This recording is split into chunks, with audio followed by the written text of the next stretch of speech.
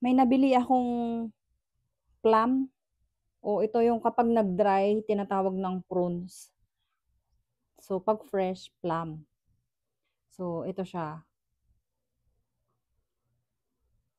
From Niigata. Green pa siya, pero siguro sa loob nito baka dilaw or ano.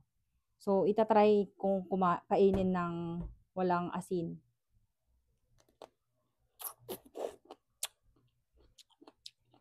Mm. Red yung loob niya. Ano?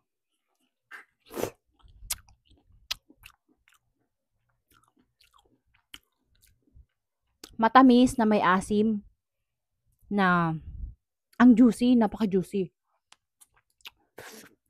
Mm. Mm. Sarap.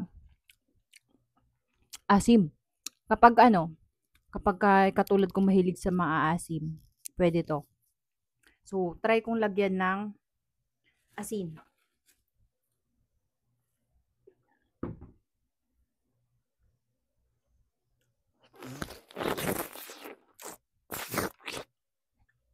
Hmm.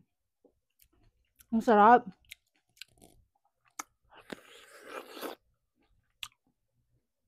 Alam nyo ba na may iba't ibang klase ng plum? Yung red yung loob, yung yellow yung loob, tapos yung parang